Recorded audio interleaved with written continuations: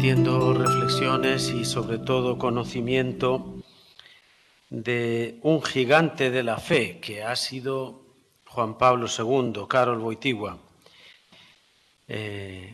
Gradisco anche a padre Ivan Ivanov il suo intervento, che è stato molto bello e molto utile per la pneumatologia e sacramentologia e per la teologia in genere e la liturgia. Digo que estoy contento porque estamos ante una figura gigantesca que en España no tratamos muy bien en su momento y creo que todavía en general no ha sido recibido ni conocido suficientemente este Papa eslavo.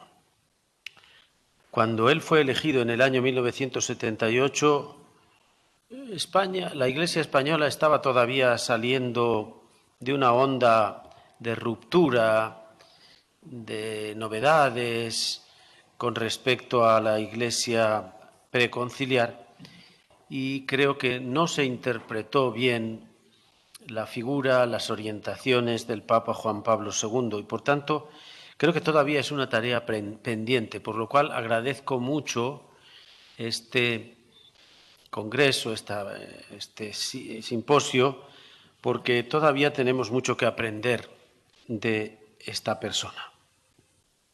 Bueno, una primera cosa que quiero presentar es que no se puede entender a Juan Pablo II sin el Concilio Vaticano II.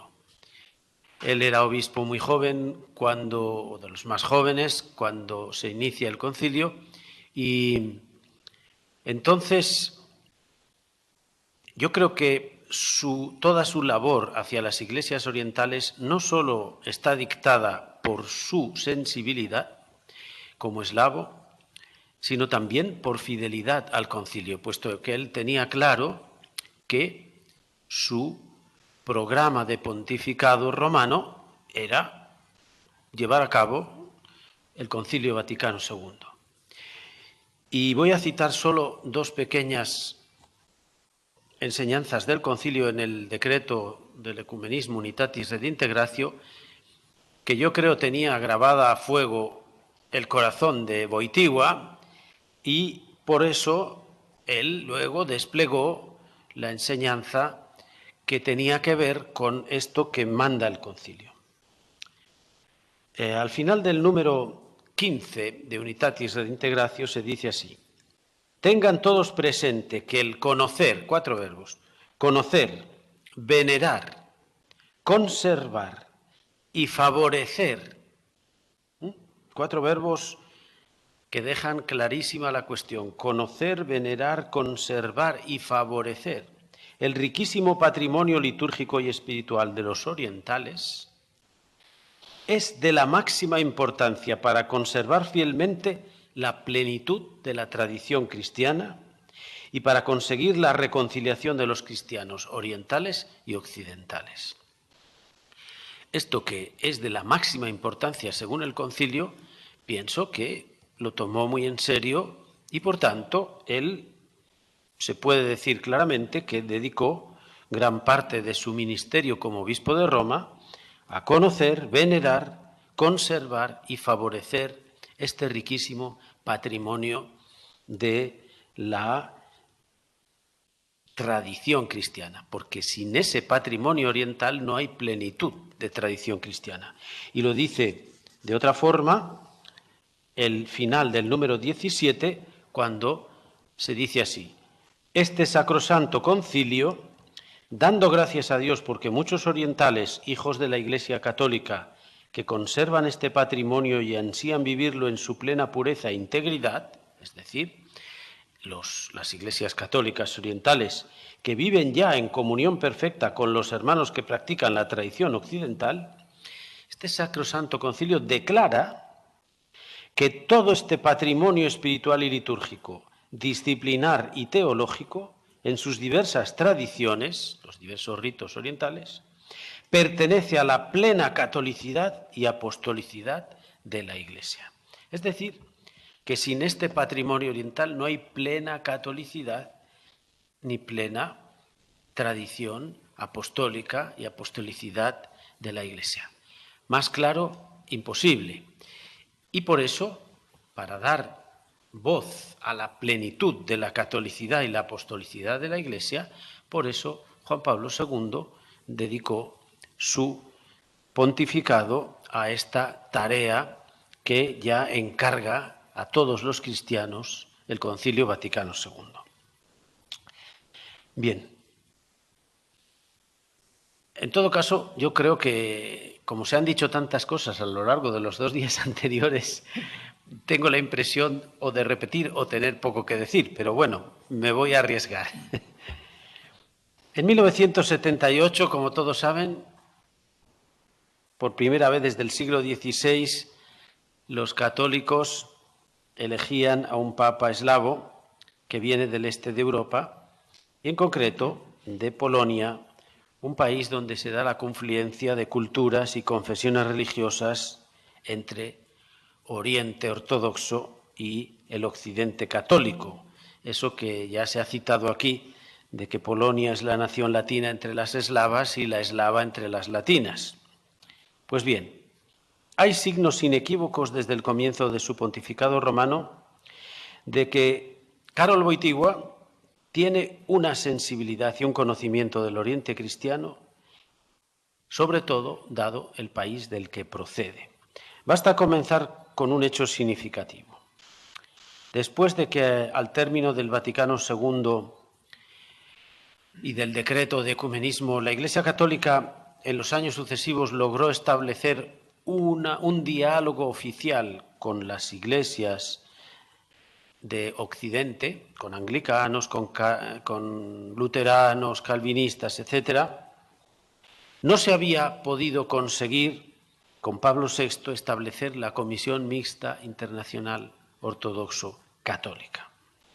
Por lo cual, uno de los primeros, tal vez el primer viaje que hace Juan Pablo II fuera de Italia, a los 13 meses, como se ha recordado, de su elección, él va a Turquía a celebrar con el patriarca de Constantinopla la fiesta patriarcal, que es San Andrés, que tendremos al final de este mes, ¿no? La fiesta patriarcal. Allí realiza un hecho simbólico de gran valor. ¿Y cuál es el hecho? Cuando le invitan a leer el Evangelio dentro de la liturgia allí en el Fanar, el patriarcado, él pone la estola sobre el evangeliario, cierra el Evangelio y con la estola cerrada sobre el texto evangélico da la bendición. Este gesto, que es el del diácono del rito bizantino cuando se lee el Evangelio, yo creo que ya desde el principio les dio a entender a los orientales, este es un papa que conoce nuestra liturgia, que tiene nuestra sensibilidad y que nos conoce y nos aprecia, porque hizo un signo de una liturgia oriental. Luego, a mí me parece que ya esta idea nos dice cómo, además el padre citó, como lo tiene escrito en su ponencia, después Juan Pablo II dijo, es uno de los primeros viajes que más intención y que más quería yo hacer. Bien, esto consiguió esta visita que se desbloquease la situación y al año siguiente, 1980, en la isla de Patmos o de Rodas, no recuerdo ahora, pues inició en Patmos empezó esta Comisión Mixta Internacional Ortodoxo-Católica. El segundo granito reseñable, que a mí me parece significativo de su sensibilidad oriental, es, naturalmente, que el 31 de diciembre de 1980, al año de ser elegido, nombra a los santos Cirilo y Metodio copatronos de Europa, junto a San Benito de Nursia, que había proclamado patrón de Europa Pablo VI en 1964. El nombramiento está en clara alusión a un cristianismo que desde el primer milenio en Europa era latino y griego, era oriental y occidental, y desde Oriente se hará también cristianismo eslavo. la Carta Apostólica Ecclesiae Virtutis, establecía este patronato de Europa para Cirilo y Metodio. Junto a este paso, 5 años después, añadirá la encíclica Slavorum Apostoli. Una encíclica realmente bellísima, de una inmensa sensibilidad espiritual, teológica y pastoral, el 2 de junio de 1985.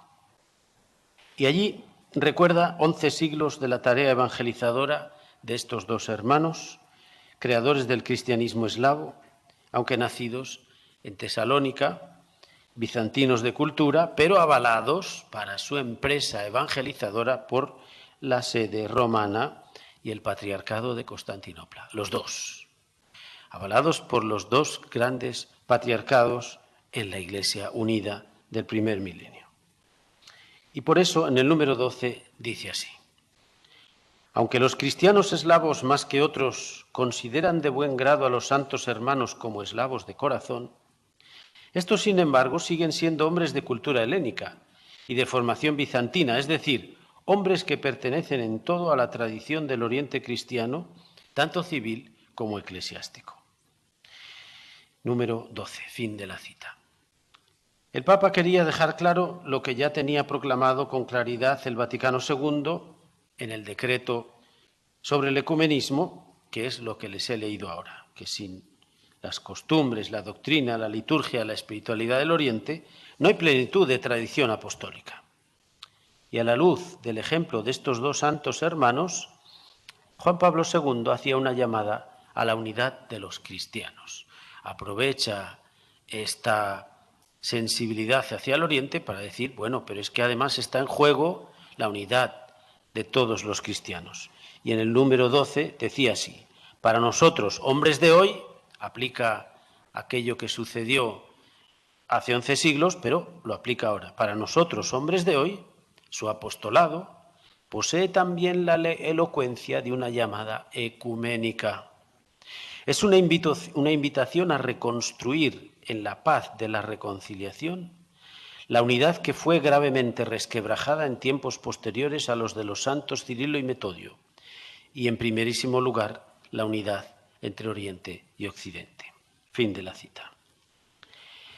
En esta encíclica, Juan Pablo II hace alusión a la irradiación que tuvo la evangelización de Cirilo y Metodio, no solo en Panonia, sino también hacia todos los pueblos de la Gran Moravia, llegando hasta Polonia, Croacia, Bulgaria, Bohemia y más tarde a Ucrania, y desde Kiev a todas las Rusias, cuando se convirtió el gran Vladimir el Grande. Identificando a los dos hermanos con las raíces cristianas de todo el este europeo, mostraba ante Europa, con esta encíclica, y ante el mundo la importancia y el peso de las iglesias de ritos orientales para la irradiación del cristianismo, no solo en el continente europeo, sino en todo el mundo. Y de ahí una profunda lección en el número 26. Dice así: de los dos evangelizadores se puede afirmar que una característica suya fue el amor a la comunión de la Iglesia universal, tanto en Oriente como en Occidente, y dentro de ella a la Iglesia particular que estaba naciendo en las naciones eslavas. De ellos procede también para los cristianos y hombres de nuestro tiempo la invitación a construir juntos la comunión. Por tanto, tenía claro ya en este momento del inicio que esta proclamación está llamando a la comunión de Oriente y Occidente. Y luego, en el número 27, dice así: Cirilo y Metodio son como los eslabones de unión o como un puente espiritual entre la tradición oriental y occidental que confluyen en la única gran tradición de la Iglesia universal. Para nosotros son paladines y a la vez patronos en el esfuerzo ecuménico de las iglesias hermanas de Oriente y Occidente para volver a encontrar mediante el diálogo y la oración la unidad visible en la comunión perfecta y total. Unión que, como dije durante mi visita a Bari, No es absorción ni tampoco fusión. La unidad es el encuentro en la verdad y en el amor que nos ha sido dados por el Espíritu. Cirilo y Metodio, en su personalidad y en su obra, son figuras que despiertan en todos los cristianos una gran nostalgia de la unión y por la unidad entre las dos iglesias hermanas de Oriente y Occidente. Fin de la cita. Número 27. La nostalgia de la unión. Luego, él lo que quiere despertar es que tanto en Oriente como en Occidente se despierte el interés, la nostalgia y sobre todo el amor a la unidad y la comunión de todos los cristianos. Pero en esta encíclica lanza una voz de alarma ante el peligro en que habían caído y en parte caen las iglesias de Oriente por haber perdido su centro apostólico de unidad en la sede romana. Y por eso en el número 11 decía así: la perfecta comunión en el amor preserva a la Iglesia de cualquier forma de particularismo o de exclusivismo étnico o de prejuicio racial, así como de cualquier orgullo nacionalista. Tal comunión debe elevar y sublimar todo legítimo sentimiento puramente natural del corazón humano. Esta comunión precisamente es la que más nos ayuda a superar el filetismo, a superar el nacionalismo de las iglesias, a superar los prejuicios raciales. Y creo que aquí pone el dedo en la llaga de lo que ha causado justamente la división a lo largo de la historia. Para la conclusión de la encíclica compone una larga oración en la que se une espiritualmente a las celebraciones que se hicieron en Belgrad, donde está enterrado San Metodio o Cirilo, uno de los dos, Metodio, San Metodio. Y dice que gracias a estos dos santos hermanos yo me uno a la celebración por la evangelización que fueron capaces de hacer y formula para Europa el propósito en Europa de la unidad para contemplar un cristianismo que está unido en Oriente y Occidente. Y termina con esta oración, en el número 30. Concede también a toda Europa, oh Santísima Trinidad, por intercesión de los dos santos hermanos, que sienta cada vez más la exigencia de la unidad religioso-cristiana y la comunión fraterna de todos sus pueblos, de tal manera que superada la incomprensión y la desconfianza recíprocas, y vencidos los conflictos ideológicos por la común conciencia de la verdad, pueda ser para todo el mundo entero un ejemplo de convivencia justa y pacífica en el respeto mutuo y en la inviolable libertad. Claro, aquí está unido lo que él lleva en el corazón en Polonia desde su juventud. Se ha violado la libertad con regímenes totalitarios como fue el fascismo y como fue el comunismo. Y por tanto dice que estos dos santos hermanos nos lleven a la unidad en Europa para una convivencia justa y pacífica de respeto mutuo y que se respete la libertad inviolable de cada persona. Celebrar este nombramiento es visto por Juan Pablo II como algo muy importante para la unidad cristiana y por eso cuando mucho más tarde, en 1995, publicaba su encíclica sobre el ecumenismo Autunum Sint, recordaba así él aquel hecho y aquella encíclica sobre Cirilo y Metodio. Y decía así, en el número 53 de Autunum Sint: el jubileo de 1984, convocado para conmemorar el 11 centenario de la obra evangelizadora de Cirilo y Metodio, y en el que proclamé copatronos de Europa a los dos santos apóstoles de los eslavos, mensajeros de la fe, ya el Papa Pablo VI en el 64 durante el concilio había proclamado patrón de Europa a San Benito. Asociar los dos hermanos de Tesalónica al gran fundador del monacato occidental quiere poner indirectamente de relieve la doble tradición eclesial y cultural tan significativa para los 2000 años de cristianismo que ha caracterizado la historia del continente europeo.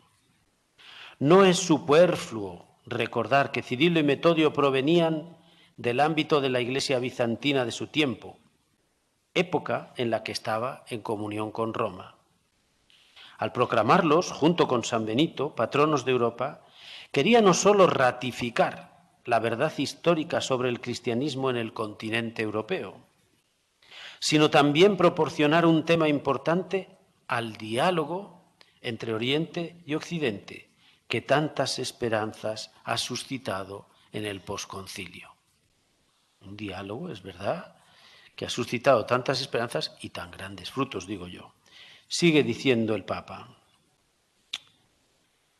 en los santos Metodio y Cirilo, como en San Benito, Europa reencuentra sus raíces espirituales. Fin de la cita. Por tanto, vemos cómo su sensibilidad hacia Oriente tiene mucho que ver con la comunión de los pueblos de Europa, con el ecumenismo y con la irradiación que indirectamente este cristianismo unido, Oriente y Occidente, puede hacer para otras muchas naciones de todo el mundo.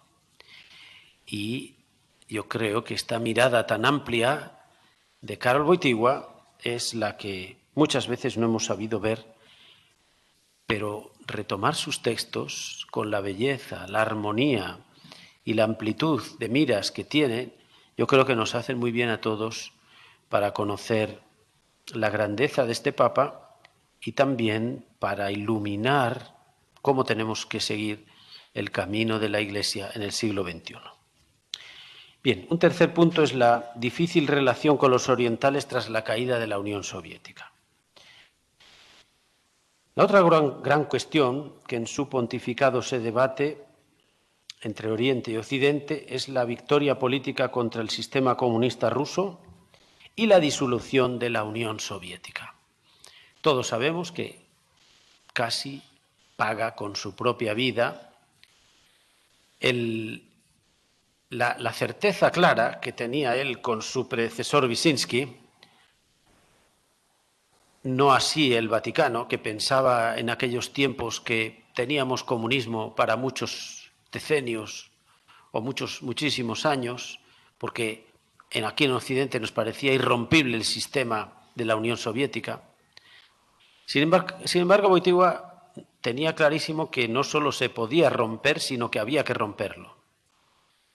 Y esa clarísima voluntad manifestada de romper el sistema comunista, casi lo tiene que pagar con su vida.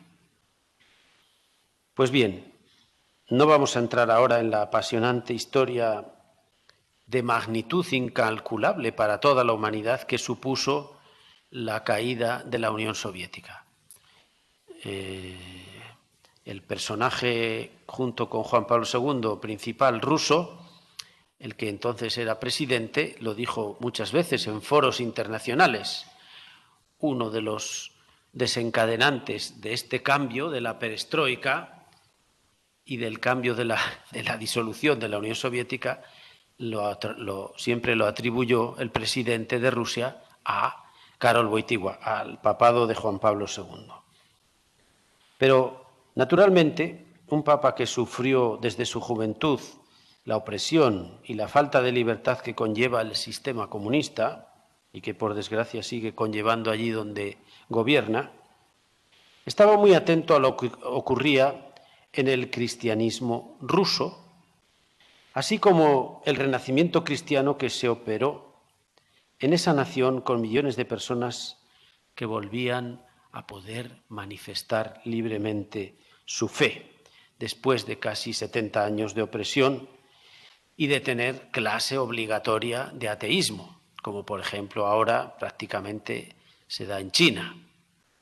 Los profesores de China tienen que firmar para dar clase a los niños tienen que firmar que van a dar clase de ateísmo. Bueno, pues esto lo aprendieron de la Unión Soviética, ¿verdad? Y por eso digo que cuando él, que conocía perfectamente ese sistema, se quiso empeñar muy personalmente en la celebración del milenario de la evangelización de la Rus, y que fue en el año 88, y él después en Utunum Sint lo recuerda así. El otro acontecimiento que me es grato recordar, dice en Utunum Sint, en número 54, es la celebración del milenario del bautismo de la Rus. La Iglesia Católica, y de modo particular la sede apostólica, quisieron tomar parte en las celebraciones jubilares y trataron de señalar cómo el bautismo conferido en Kiev a San Vladimiro fue uno de los sucesos centrales para la evangelización del mundo. A ello deben su fe no solo las grandes naciones eslavas del este europeo, sino también los pueblos que viven más allá de los montes Urales y hasta Alaska. Por eso, digo, él se empeñó y escribió la Carta Apostólica Euntes in Mundum en 1988, porque era perfectamente consciente que con el cristianismo ruso se iniciaba también otra obra evangelizadora a muchos de los pueblos de la tierra. Y por tanto, de nuevo, esta sensibilidad hacia las iglesias de Oriente. Pero claro, cuando cayó el sistema soviético a partir de 1989, y ya sin la protección de este sistema comunista, que incluso bajo Stalin había obligado, como todos sabemos, a los que eran católicos de ritos orientales a hacerse ortodoxos, por ejemplo en Rumanía, a partir de este momento, a partir del 89, el Patriarcado de Moscú se encontró con la pluralidad de otras confesiones dentro de lo que ellos llaman el territorio patriarcal.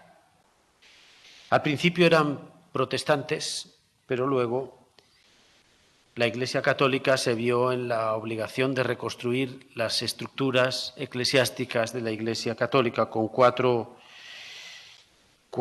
que al final terminarán siendo 4 diócesis católicas. Al patriarca de Moscú no se le comunicó por parte de la Secretaría de Estado estos 4, primero vicariatos apostólicos y luego diócesis, y molestó tanto que nunca fueron tan difíciles las relaciones entre Roma y Moscú, porque ellos lo veían como una intromisión ilegítima en su territorio y una herida en las relaciones ecuménicas. Bien, las relaciones con Moscú sobre todo fueron luego mejorando, pero elegido patriarca el metropolita Kirill en 1991, las cosas cambiaron. ¿Por qué? Porque Kirill era discípulo de Nicodim de Leningrado. Este metropolita, que era el delegado de las relaciones externas del Patriarcado de Moscú, se había ocupado con mucho buen tino de las relaciones ecuménicas de la Iglesia Ortodoxa rusa con los católicos y con el Consejo Ecuménico de Iglesias.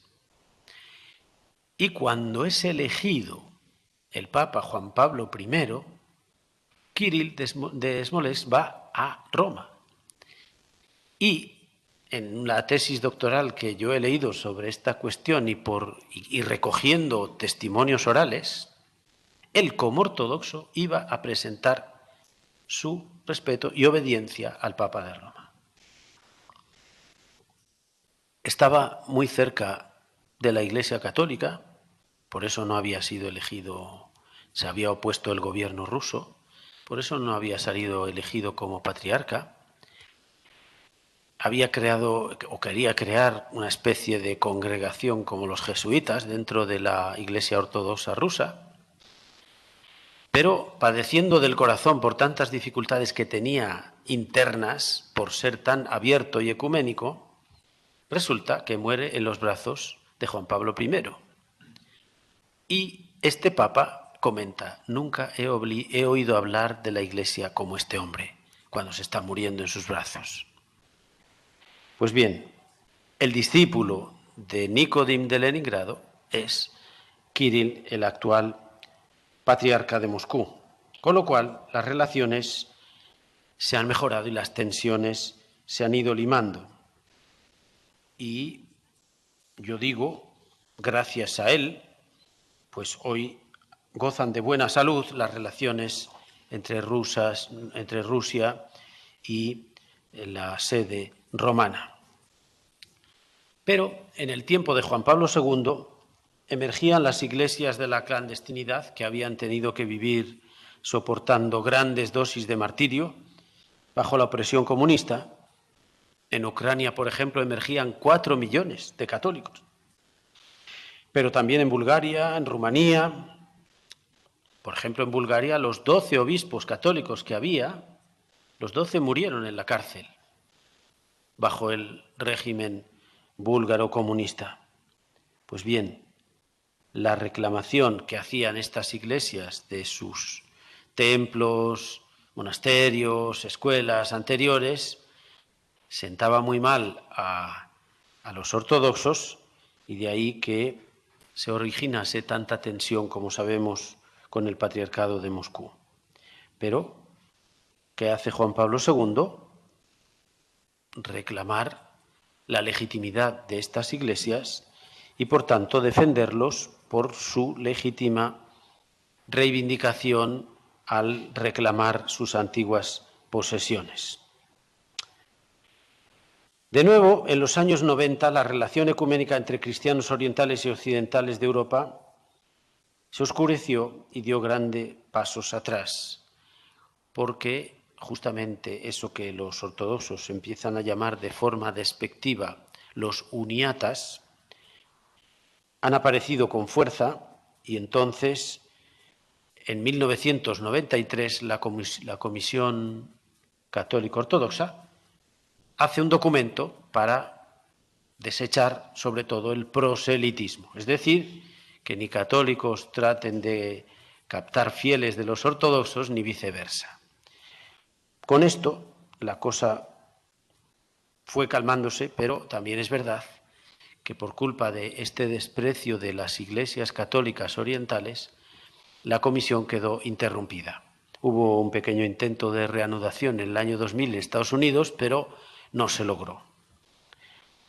¿Cuándo se logró? Pues cuando fue elegido Papa Benedicto XVI y él fue capaz de otra vez poner en marcha la Comisión Ortodoxo-Católica en 2005. Hasta entonces, Juan Pablo II va a apoyar en sus dificultades a las iglesias grecocatólicas bajo el trasfondo de la oposición histórica entre Polonia, de tradición católica, y Rusia, de tradición ortodoxa.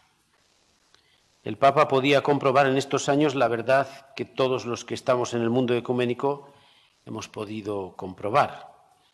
Ortodoxos y católicos doctrinalmente, eclesialmente, en los sacramentos, en la organización de la Iglesia, en la concepción del ministerio, somos la misma Iglesia y estamos muy cerca, pero psicológicamente estamos muy lejanos por las desconfianzas tan grandes que hay del mundo ortodoxo respecto a la Iglesia católica. En las iglesias de la Reforma es al revés. Culturalmente estamos más cercanos, pero, por desgracia, eclesiológicamente estamos mucho más lejanos. Es claro que el ecumenismo fue central en el proyecto de Juan Pablo II para una Europa unida, pero va a chocar siempre con Rusia.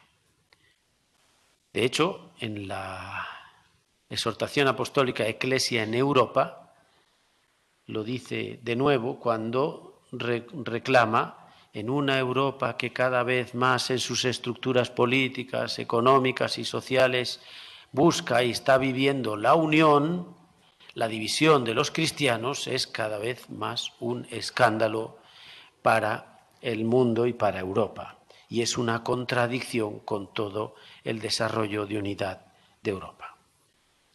Muy bien, pues ahí está el Papa apoyando a estas iglesias greco-católicas. Por ejemplo, pongo otro ejemplo, la iglesia de Ucrania. Cuando el metropolita de Kiev, al tener libertad e independencia, la nación ucraniana se declara no en comunión, sí en comunión, pero independiente de Moscú, el patriarca Alexis lo excomulgó. Y entonces queda una iglesia ucraniana excomulgada por la iglesia rusa. Otra parte, o sea, y el patriarca de Moscú nombra un arzobispo mayor, metropolita, en Kiev, sumiso a Moscú, con lo cual ya está dividida la iglesia ucraniana en dos. Pero las diócesis y monasterios que no quieren estar ni con los rusos ni con el excomulgado, pues fundan la Iglesia Ortodoxa Ucraniana Independiente. Con lo cual, en Ucrania, en los años 90, tenemos 3 iglesias ortodoxas. Pero han emergido los ucranianos católicos, que desde la paz de Brest en el siglo XVI están unidos a Roma, y entonces ellos dicen que el Papa venga a Ucrania. ¿Qué dicen los ortodoxos? No, nosotros tenemos una situación muy difícil, estamos divididos en 3. Hasta que no se arregle nuestra situación, que no venga el Papa. ¿Qué hizo Juan Pablo II? Como esté yo esperando a que ellos arreglen la situación, nunca iré a confortar a mis hermanos ucranianos católicos. Entonces fue a Ucrania y el primero que se presentaba allí era el Filarete, el excomulgado de Moscú, allí al lado del Papa. Bueno, gracias a un sínodo de julio de hace 3 años, al final estas iglesias ucranianas han nombrado un nuevo arzobispo mayor para estar unidos. Pero claro, como iglesia ucraniana no sujeta a Moscú, lo cual ahora ha sido un problema mayor porque Moscú ha excomulgado, ha hecho excomunión eucarística no solo a ucranianos, sino al patriarca de Constantinopla, al patriarca de Alejandría y a la iglesia ortodoxa griega. Por eso ayer el padre Andrei decía, estamos en una situación muy complicada, muy difícil de desunión. Pero Juan Pablo II, en esta situación, fue valiente y acompañó a los ucranianos católicos. Distinto va a ser su acercamiento hacia el patriarcado de Constantinopla y, por ejemplo, patriarcados como los armenios, que en estos años 90 manifestaron una gran voluntad ecuménica. En 1987, el Papa Juan Pablo recibe al nuevo patriarca Dimitrios y entonces celebran juntos la Eucaristía en la Basílica de San Pedro hasta el ofertorio y pronuncian juntos, también muy significativo, pronuncian juntos el credo sin el filioque, con lo cual está mostrando esa sensibilidad de que la Iglesia Católica está dispuesta a volver a la formulación antigua de Nicea y Constantinopla y por tanto no pasa nada porque recemos también en Occidente el credo de Nicea y Constantinopla sin el filioque, doctrina de tantas disputas en la Edad Media. Elegido en 1991 el sucesor de Bartolomé, el sucesor de Dimitrios, el patriarca actual Bartolomé I encontrará varias veces al Papa Juan Pablo en Roma. Y bueno, doy otro detalle. Una de las condiciones que puso Bartolomé es que la silla en la que él se siente sea igual que la del Papa. Y entonces el Papa dijo que sí. Y cuando vemos las imágenes, pues vemos las dos sillas iguales del patriarca de Occidente, digamos, del Papa de Roma y del patriarca de Constantinopla. Bien. Año tras año, Juan Pablo II en Roma va a recibir a todos los patriarcas orientales, pero además, cuando va a Damasco, visitará al de Antioquía de Siria, cuando va a Egipto a Shenouda III, el Papa de Alejandría, a los armenios Carequín I, que era gran ecumenista y murió pronto, pero le ha seguido muy bien el actual patriarca armenio, Carequín II. Su simpatía y frecuentes encuentros con el Oriente Ortodoxo llega incluso a disgustar a los orientales católicos que ven que no se les trata de igual modo que a los ortodoxos, como que se les minusvalora, que se les margina, y por ejemplo el patriarca Melquita Máximos V o el anterior patriarca Rafael Bidawit de los caldeos, pues protestaban porque decían como que trataban con los católicos con más cuidado a los ortodoxos que no a ellos que son orientales católicos. Bien, para manifestar el aprecio del Papa hacia los católicos de ritos orientales, el año 2000 el Papa ponía por primera vez en cabeza de la Congregación para las Iglesias Orientales, ponía a un patriarca oriental, católico, al patriarca de los sirios, que es de rito siríaco, por tanto, y que era Musa Dawud, el cardenal Musa Dawud. Un gesto muy simbólico que raramente se ha dado en la curia romana y que tampoco existe hoy. No hay, que yo sepa, ningún presidente de un dicasterio en Roma que sea oriental. Con las iglesias precalcedonenses o antiguas iglesias orientales, el papado de Juan Pablo II cultivó muy buenas relaciones. Y esto llevó al pleno reconocimiento del genocidio armenio en contra de las declaraciones del gobierno turco, pero él va a Armenia y reconoce ese genocidio armenio. Hubo intensas visitas también del patriarca siro ortodoxo de Damasco, Mardinka IV, con quien ya en 1994 había firmado el primer acuerdo sobre la cristología de Calcedonia. Y fijémonos qué importante es este acuerdo, porque la cristología calcedonense es la que nos separó de estas antiguas iglesias orientales, que llamamos así no calcedonenses. Bueno, pues el motivo principal, al firmar este acuerdo cristológico, se quitaba con estas iglesias. Y lo más interesante es que enseguida, no solo con el siríaco, enseguida empieza el acuerdo con la iglesia etíope de rito copto.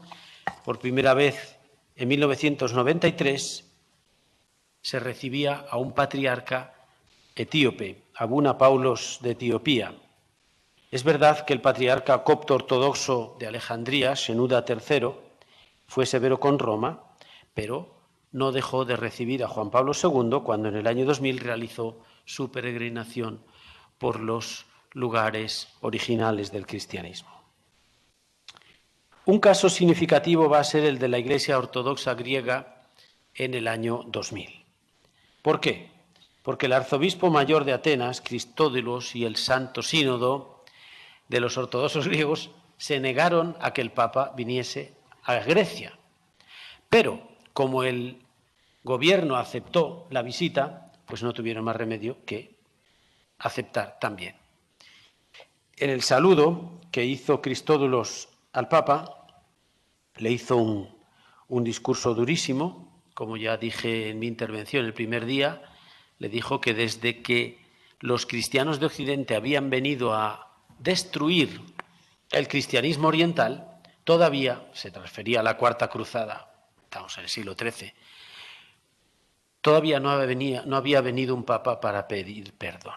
Bueno, después de 7 siglos, Juan Pablo II humildemente dijo, bueno, pues entonces yo sí que quiero pedir perdón en nombre de aquellos cristianos occidentales que, yendo a los santos lugares, se pararon demasiado en Constantinopla, destruyeron la ciudad, la saquearon, impusieron un patriarca de rito latino y les acusaron de haber quitado el filioque, cuando eso no estuvo nunca en el credo de Nicea y Constantinopla. Eso fue, ciertamente, la Cuarta Cruzada fue el hecho más divisorio, podemos decir, entre Oriente y Occidente, casi más que la mutua excomunión en el 1054 de Roma y Constantinopla. Pues bien, la condición que pusieron los griegos ortodoxos: no se rezará nada conjuntamente con el Papa, porque él no es ortodoxo, no tiene la verdadera doctrina. Pero el Papa, muy astuto, con las cámaras delante de todo el mundo, cuando estaban en el Areópago, le dijo a Cristódulos: ¿y por qué no vamos a rezar juntos el Padre Nuestro en griego? A lo cual Cristódulos no se negó, no se atrevió a negar, y entonces por lo menos hicieron una oración juntos, que fue el Padre Nuestro en lengua griega. Pues bien, a partir de esa visita, todo ha cambiado.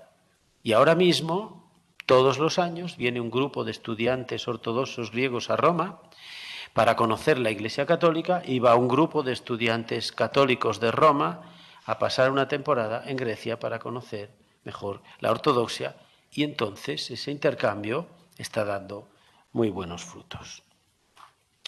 Bien, el otro gran documento que hace evidente el aprecio del Papa Juan Pablo hacia el Oriente cristiano es la Carta Orientale Lumen, pero evidentemente ya se ha estudiado aquí. Merece estudiarse mucho más, pero no voy a decir ninguna palabra porque ya se ha hablado bastante. Sí que digo algo de la encíclica sobre el ecumenismo Udunum Sint. ¿Por qué?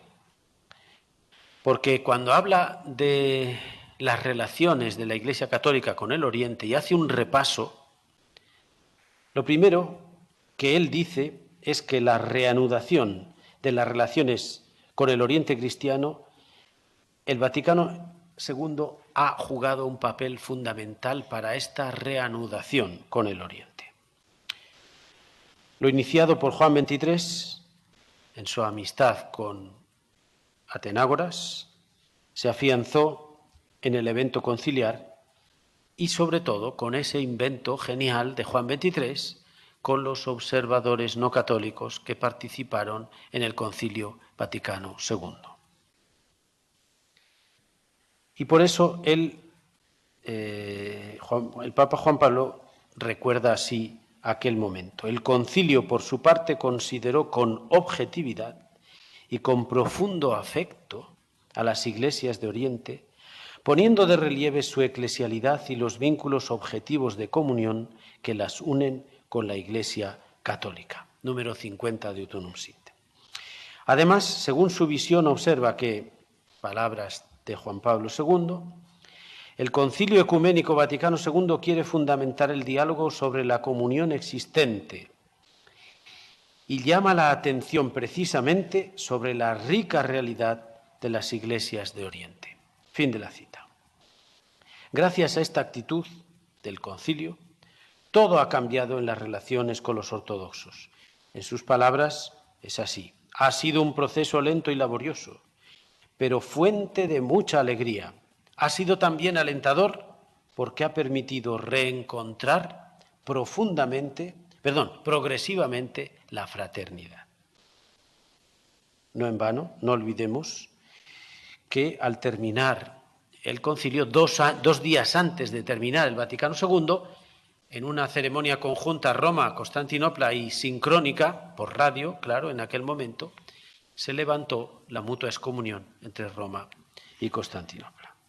Seguidamente, el Papa recuerda los hechos históricos de los encuentros entre Pablo VI y Atenágoras y comenta así: estos encuentros de oración señalaban el camino a seguir para el acercamiento entre la Iglesia de Oriente y la Iglesia de Occidente y el restablecimiento de la unidad que existía entre ellas en el primer milenio. Después de la muerte de Pablo VI y del pontificado breve del Papa Juan Pablo I, cuando se me confió el ministerio de obispo de Roma, consideré que era uno de los deberes primeros de mi ministerio pontificio tener de nuevo un contacto personal con el patriarca ecuménico Dimitrios I, que en este tiempo había asumido la sucesión del patriarca Atenágoras en la sede de Constantinopla.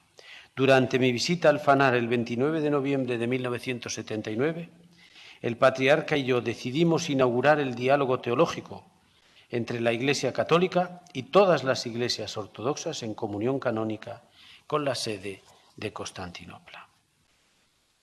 A esto dice, aquí termina el número 52 de Utunum Sint. Y digo que en este mismo número dice así el Papa: a todo esto se añade la costumbre establecida ya desde hace varios años de acoger en Roma para la fiesta de los santos apóstoles Pedro y Pablo una delegación del Patriarcado Ecuménico, así como de enviar al Fanal una delegación de la Santa Sede para la solemne celebración de San Andrés, la fiesta patriarcal de Constantinopla. Bien. Supongo que saben, pero lo voy a recordar. Al principio de esta visita por San Pedro y San Pablo en Roma, vino una delegación del patriarca de Constantinopla, Atenágoras. Y cuando termina la Eucaristía, el Papa va a saludar a esta delegación. Pablo VI se pone de rodillas y besa el pie del delegado que había venido por parte del delegado del patriarca Atenágoras. Todos quedaron extrañadísimos. ¿Por qué? Porque hasta casi el siglo XX, por lo menos el XIX sí, todavía cuando venían a Roma los cristianos besaban el pie del Papa. Pero ahora es el Papa el que se pone de rodillas y besa el pie del delegado de Constantinopla. Y hay una cosa curiosa, y es que un monseñor español que trabajaba entonces en el Pontificio Consejo para la Unidad, le pusieron el micrófono los periodistas españoles. ¿Y qué cree usted que ha querido decir el Papa con ese gesto tan llamativo? Y él dijo, bueno, un gesto espontáneo a los que nos tiene acostumbrados el Papa Pablo VI. Pero él se quedó con la preocupación de que a lo mejor no había interpretado bien el gesto. Y entonces, cuando tuvo ocasión, como trabajaba allí en Roma, se lo dijo a Pablo VI. Dice, yo he dicho que es un gesto espontáneo que usted tuvo en ese momento. Y el Papa Pablo VI hizo así, no, todo lo contrario, pensado y muy pensado. Y entonces le dijo, ¿y qué ha querido decir con ese gesto? Y dijo él, Pablo VI, he querido significar que el Papa en la Iglesia no está para mandar, sino que es el siervo de los siervos de Dios y, por tanto, que está para servir a todos con humildad. Bueno, gracias a esta delegación mutua que hay y que sigue habiendo hoy día, pues esa costumbre ha sido de gran fruto. Y entonces él dice que estos contactos hacen que se afronten juntos problemas y esperanzas y se aprenda juntos a recibir la voluntad del Señor. Bien, en esta encíclica, Utunum Sint, donde Juan Pablo II reafirma que la Iglesia debe respirar para su propia salud con sus dos pulmones, Oriente y Occidente, para ello no teme reafirmar que para encontrar las estructuras de unidad del tercer milenio tenemos que ver cómo se vivía esa unidad en el primer milenio. Y en el número 55 dice así: las estructuras de la Iglesia en Oriente y en Occidente se formaban, por tanto, en relación con aquel patrimonio apostólico que habían recibido. Su unidad en el primer milenio se mantenía en esas mismas estructuras mediante los obispos, sucesores de los apóstoles, en comunión con el obispo de Roma. Si hoy, al final del segundo milenio, está escrita en el 95, tratamos de restablecer la plena comunión, debemos referirnos a esa unidad estructurada así. Fin de la cita. Y para ello recuerda la doctrina del decreto de Unitatis Redintegratio, número 14, cuando habla de que en aquellos años de unidad las iglesias de Roma y Constantinopla se trataban como hermanas. Y dice así en el número 56, el término tradicional de iglesias hermanas debería acompañarnos incesantemente en este camino. Claro, iglesias hermanas. Esto ya era, en los tiempos conciliares, un avance enorme. Y no ya iglesias cismáticas, iglesias herejes, etc. Pasa después en Utunum Sin revista a los progresos realizados en el diálogo bilateral entre católicos y ortodoxos, en primer lugar los de tradición bizantina, valorando muy positivamente los pasos que se han dado en este diálogo. Pero no olvida señalar que tras los problemas del llamado uniatismo, parece que en 1995 se está pacificando estos problemas y sigue manteniendo el papel de las iglesias orientales católicas como un signo del progreso en este diálogo teológico. El último apartado, que dedica al Oriente en Utunum Sint, lo dedica a los progresos en el diálogo referente a las antiguas iglesias orientales no calcedonenses. Tras el recuerdo de la venida de sus jerarcas al Vaticano II, comenta que los sucesivos encuentros con ellos han transcurrido en un ambiente de fraternidad y de alegría. Recuerda los acuerdos cristológicos que ya Pablo VI inició con estas iglesias y los que se han firmado bajo su pontificado, que son la mayoría, que quitan el motivo de separación en el siglo V. La firma de estos acuerdos le hace decir lo siguiente en Utunum Sint número 62. Quiero manifestar mi alegría por todo esto con las palabras de la Virgen. Proclama mi alma la grandeza del Señor.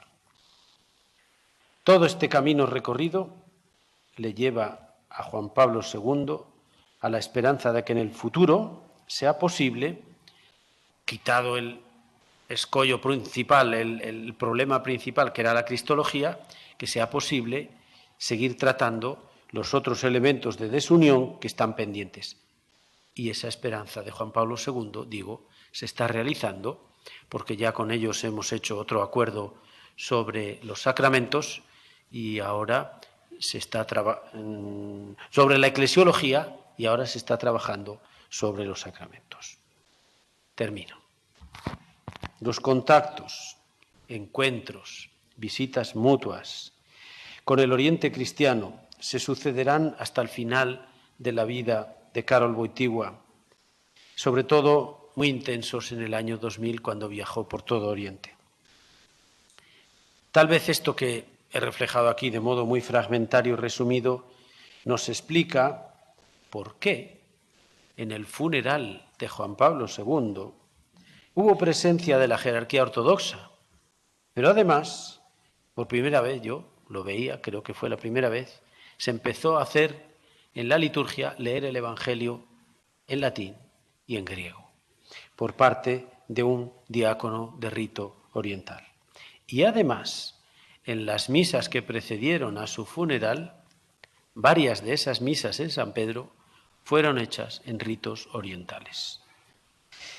Por tanto, ¿qué nos dejó como testimonio y como tarea este Papa, Juan Pablo II?